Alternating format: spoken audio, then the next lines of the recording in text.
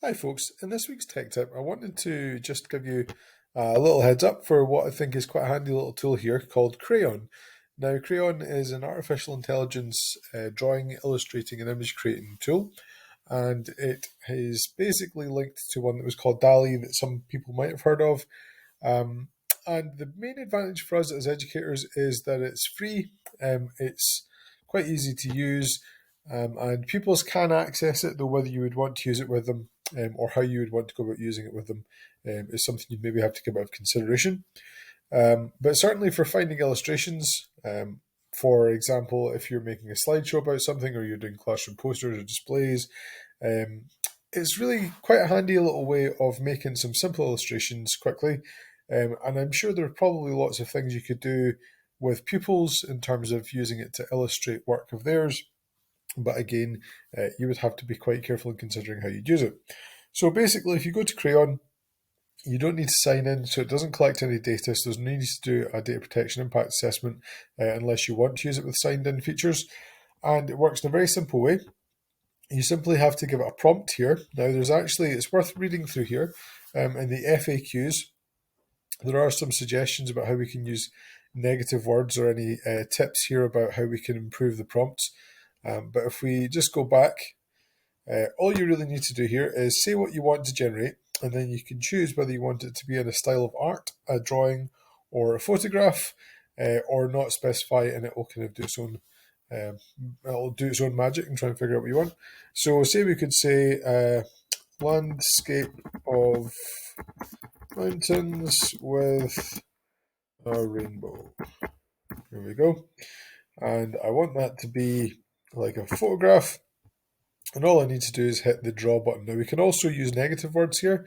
So we can put things in that we don't want to see. So we could say negative words might be a lake if we didn't want there to be any lakes or river or whatever. But I'm not too worried about that. And all I'm going to do is hit draw.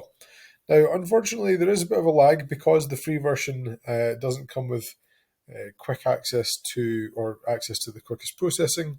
You do usually have to wait around about a minute here. So it says estimated time 1 minute, and you actually get a little counter here. So you can go away and do other things in the meantime. I'm just going to pause and I'll come back in a moment.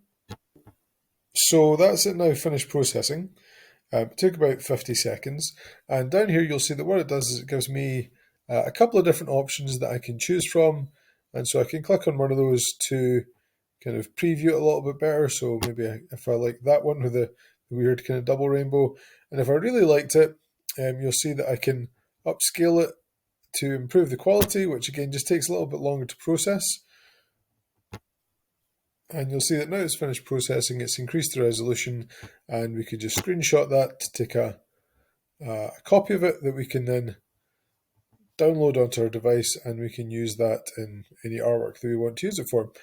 Now, you'll also notice at the bottom here we have these little prompt suggestions. So if you're not happy with what you're getting, it actually uses ChatGPT to come up with a better prompt or a suggested prompt that might get you a better result for what it is you're looking for.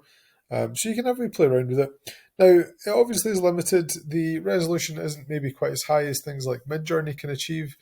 And the detail, particularly when you try and get images of figures, like people can be a little bit weird. Sometimes it does some kind of odd things. So you have to think quite carefully about how you prompt it and what you're looking for from it. But it can be quite good fun. You can come up with some quite interesting illustrations.